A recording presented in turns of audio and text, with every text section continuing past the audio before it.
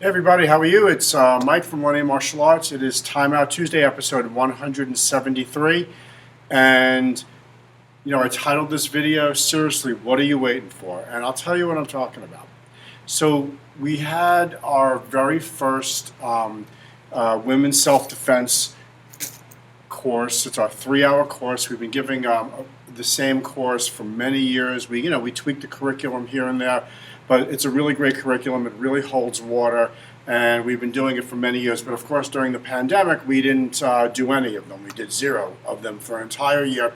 But we just had our first one this past Saturday. We had 10 women join us for this seminar. None of them are martial arts students of our school. They came to us because they heard about our course. And actually, I spoke to them right before the pandemic for the very first time, in fact. In this case, there were 8 young women with 2 moms in the group. The young women were ages 16 to 19 years old. And I always start these seminars off the same way. I want to get a little bit of a feel for their experience. What have they done in the past? Have they learned anything in the past that might help them today? What's their experience been? I don't ask them any personal questions about whether they've had a violent episode or not, but I am interested in their experience. Almost 100% of the time that I've asked this question, the answer is always the same. And the way I ask the question is like this.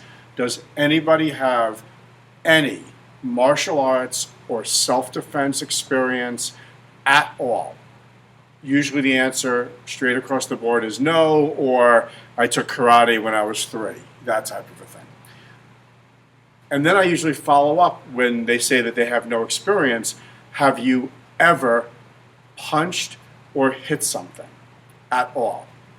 And most of the time, the answer is no. Some people have taken kickboxing classes and maybe hit a bag a couple of times, but generally, the answer is no. And it forces me to ask the question, what are you waiting for? And I'm posing this to you, not the people that attend my course. What are you waiting for? There should be no expectation of the ability to protect yourself in a violent situation if you've never spent any time at all preparing for it. And there should be no expectation as a parent that our kids can just figure that out in real time, because they're not preparing for that on a regular basis. They're doing soccer and baseball and all kinds of other things. Now, I wish that every person in the world really wanted to take karate and take a long, deep dive into self-defense and all the other things that go along with it, but I know that that's not the case. Many people have no interest in this whatsoever, and they're not going to join a karate class and spend 5, 7, 10 years training for self-defense. But everybody should have some exposure to the concepts of a violent encounter, what you can do to protect yourself, how you can develop some situational awareness, what you would hit if you had to hit it, and what would you hit it with. These things are not necessarily intuitive, and the fact that somebody could go completely berserk and start swinging wildly does not necessarily mean that they're going to hit anything that's going to make a difference and stop a violent encounter. So I ask the question again, what are you waiting for? If you have kids that are not training in the martial arts, you really should get them into some type of a self-defense course. I mean, obviously, this is self-serving for our karate school and even for our self-defense program. But really, this holds true for everybody. Kids, men and women. Not every male has ever thrown a punch or ever spent 2 minutes thinking about self-defense. And they're just as likely, or similarly likely, I should say, to have a violent encounter sometime in their life.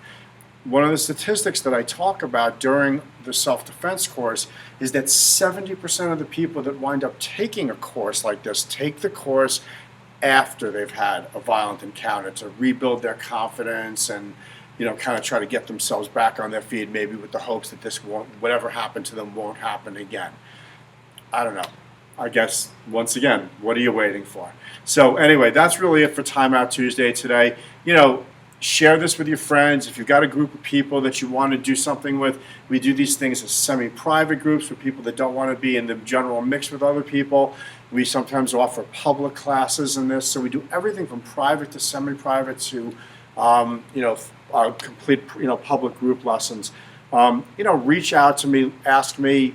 Let's get a group in here.